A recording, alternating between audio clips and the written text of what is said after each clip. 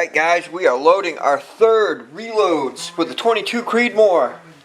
Trying to get 200 rounds down the barrel as quickly as possible. So we are moving on to the TMKs. They're still 77 grain instead of SMKs. I'm going to be ordering more of those so we can do a full load development once, once the barrel's all fully broken in. So we're moving on to the TMKs. The loads for today are going to be 39.9, 40.2, 40.5, 40.8, 41.1, and I'm still going to just do one fowler just because I don't want to break up the brass. If I take two more pieces out, then it's going to eat into the second half of the brass. So I'm probably going to do a lot more dry firing in the beginning, so that way maybe the first load isn't that bad. I don't know, I'm not sure. I may take two more pieces out, that way I have a 3-round group to start off with, and that way, but there'll always be two pieces in this set of brass that are on the first, two firings behind. So either way. So yeah, starting off at 39.9, going 3/10 up, ending at 41.1. Our one fowler is just our starting charge, 39.9. We are 20 thousandths off the lands, which the TMK, the 77 grain TMK, was stuck in the lands at a CBTO of 2.146. So 20 thousandths off, we're doing 2.126. And that is a CBTO. Brass is all set to go, sized, primed, chamfered, deburred, and a mandrel run through the neck. The only thing we got left to do, really, is throw some powder and put a bullet on top. The cases are fully wiped down with alcohol, and the necks are all cleaned out with alcohol. Like I said, as long as my precision rifles don't get any dirt or char on the neck, like I've told you guys before, I don't clean brass. I don't tumble brass. Now, most of my ARs obviously require me to, and I do. But, like my bench rifle, that don't get any charring at all. Now, this is the third firing on this brass. I'm going to see these last two firings on the 22 Creedmoor build had charring up the neck, and it stopped about at the shoulder. But the first firing was still fire forming it, so I expected it there. The second firing we just did, obviously, it wasn't probably fully fire formed, so I expected a little bit there. So now on this third firing, I'm hoping the cases seal really well, and I'm good to go. On this round, I fully bumped the shoulders back 3 thousandths. And 3 thousandths is putting me right at a headspace of 1.5545. Because this last time fired, the brass ended up at 1.5575. And I bumped the shoulders down to, 1.5545, which is 3 thousandths.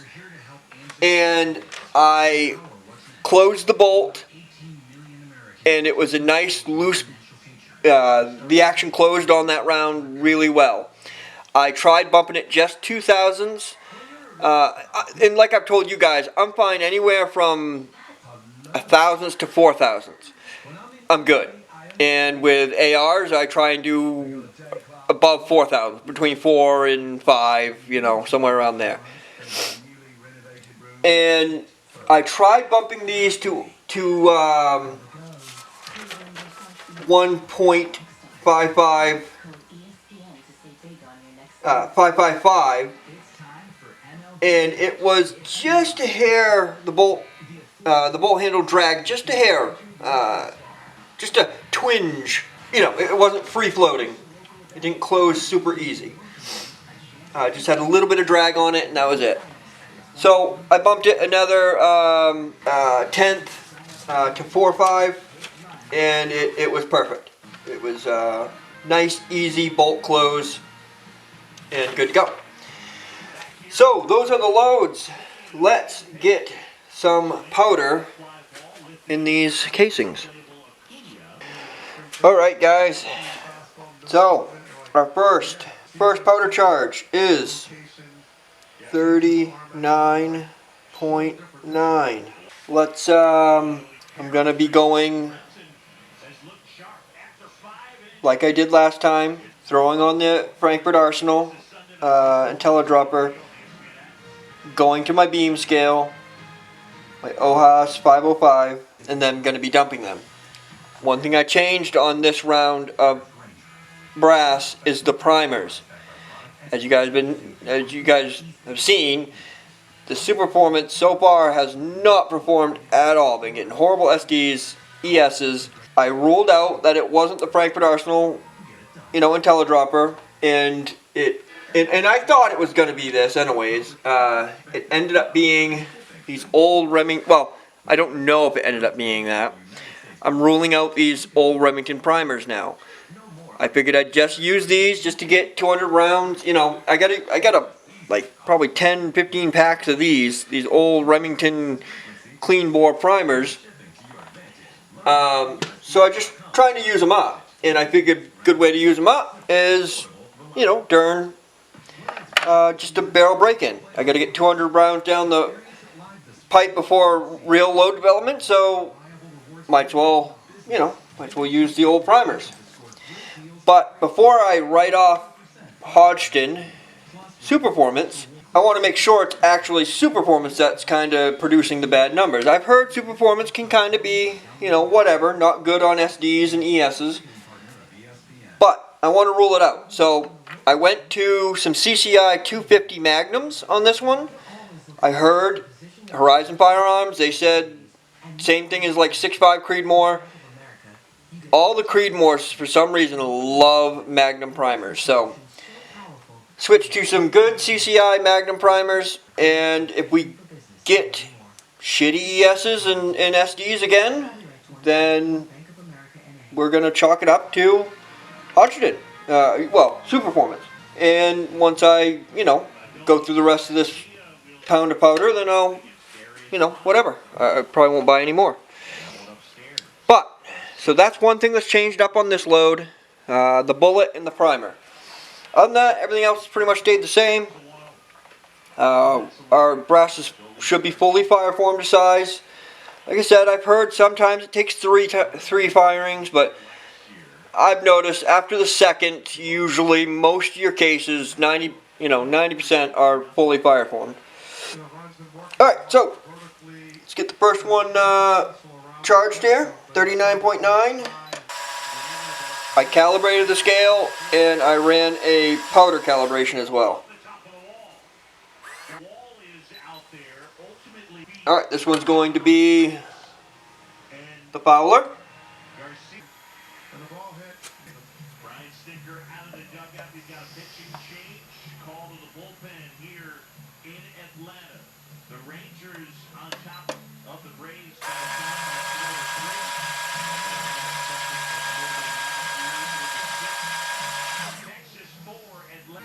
Alright, the Frankfurt's throwing right to 0, or right to 39.9 on the beam scale at least.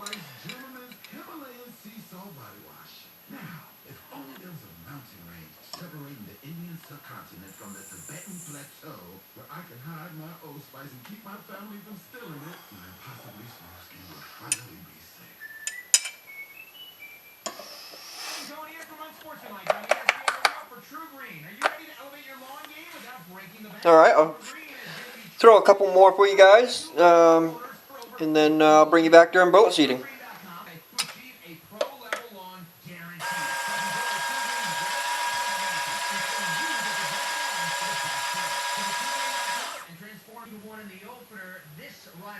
Alright. Beam scale's good.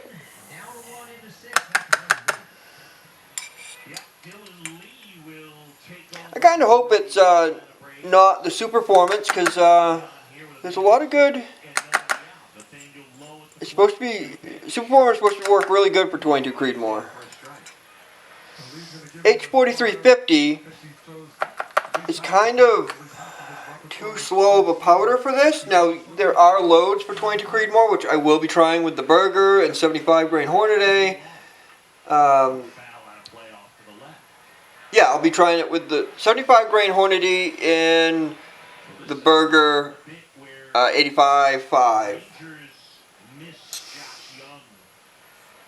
As a guy that would eat up left-handed pitching. Just inside, 82 miles an hour, is an over-the-top type motion, and that ball stayed true, but it didn't quite get to that corner.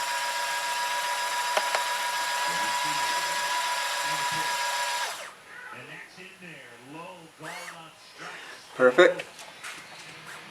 And there's one away. Lee comes in and does the job. Dougie, it's still early, right? Early on this season, the Rangers with a 626 team OPS against lefties. That's 25th out of 30 teams. So it's been a problem. The pitch, swing, and a high fly ball foul. Right side, that'll move off out of play. That's nothing you want to Josh Smith. The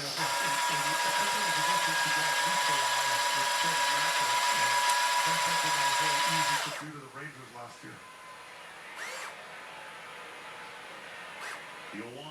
Runner takes off for third. Pitches a strike. Throw to third. Out at third. Trump fired a strike to right. Alright. Alright, guys. I'm going to throw the rest of these charges.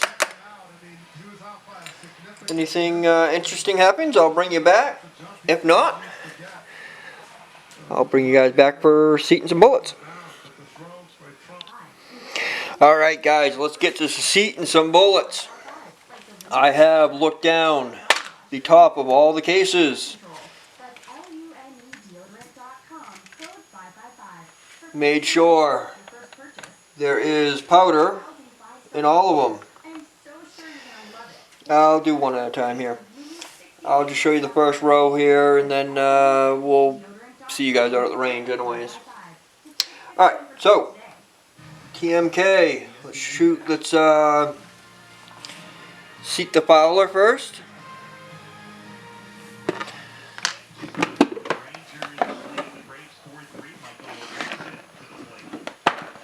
Alright.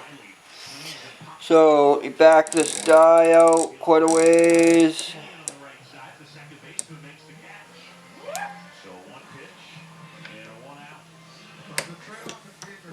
I didn't seat that all the way on that run because I wasn't sure.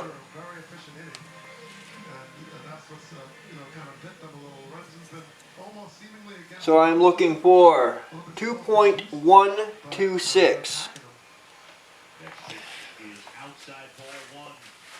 with the comparator. So I'm sitting at 2.228.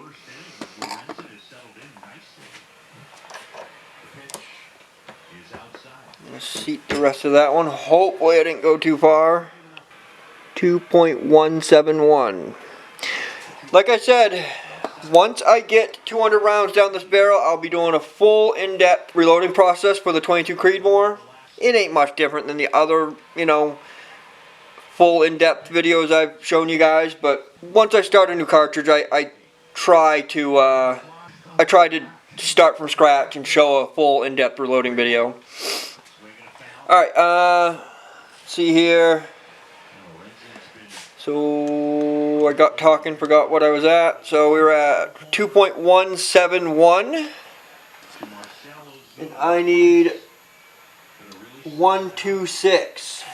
I'm horrible at math, so 2.171 minus 2.126 equals 45 thousandths. Alright, so a full rotation is 50, 45 thousandths, so 40, 35, 30, Three balls and no strikes. 25, 20, 19, 18, 17, 16, 15, 14, 13, 12, 11, 10. Let's try that. Just want to make sure I'm not going too far. This new Hornady micrometer top has been pretty much right on. Adjustments. The last time it was off like 2 thousandths from a whole adjustment from top to bottom. All right, we are 2.139. I need 2.6. So 3.9, 9, 8, 7, 6, 5, 4, 3, 2, 1, 30, 29, 28, 27, 26. Try that.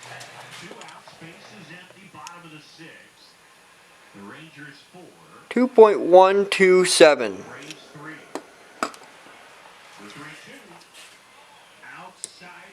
One more click down.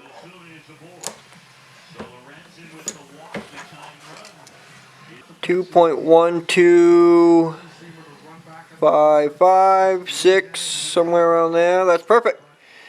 That is perfect. I'm gonna try and adjust the seating stem too here. So that's our Fowler.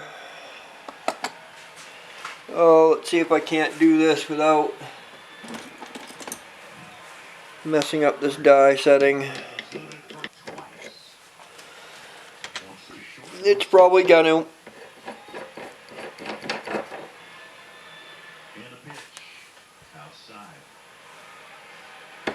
That's alright.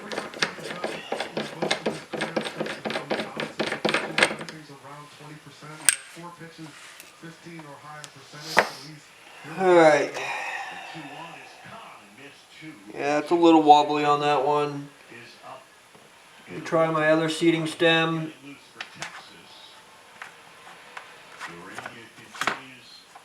Come on, get out of there.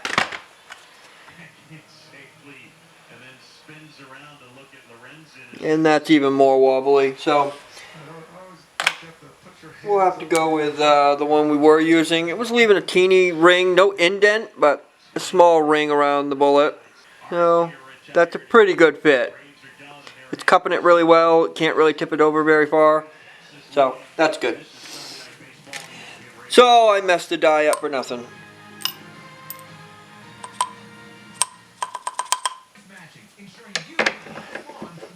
Oh, let's see how repetitive that is.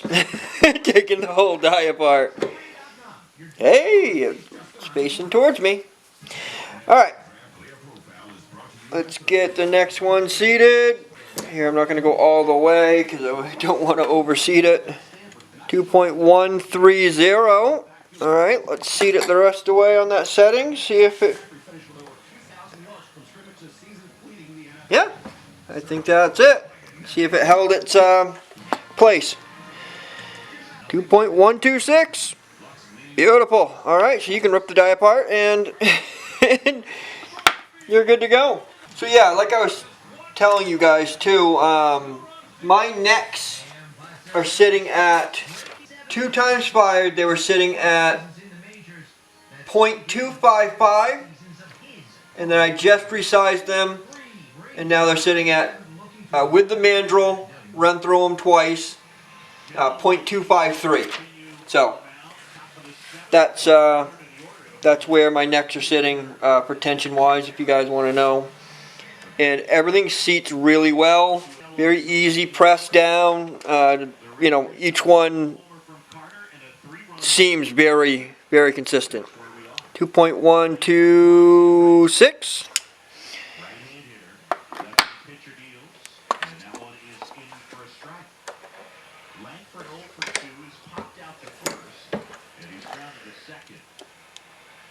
I wish I could run these bullets out a little longer, but this chamber doesn't let me.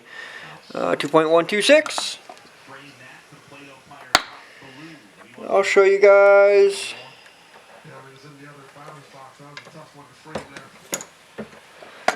the last two here. Outside. 2.12655. Yeah, close enough.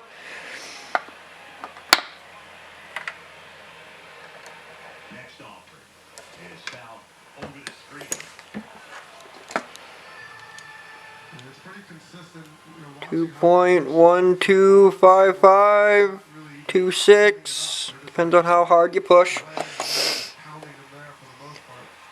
Alright. Next offering is So, I don't know if you guys can see that or not, but it left a little ring at the top. It's not an indent, it's just a ring, and it can actually be pretty much wiped right off. So, alright guys, I'm going to get the rest of these seated, and then we will go shoot them. Hopefully the Hodgson Superformance isn't crappy. Hopefully we finally get some good SDs and ESs out of this powder. Alright guys, I'll see you on the range.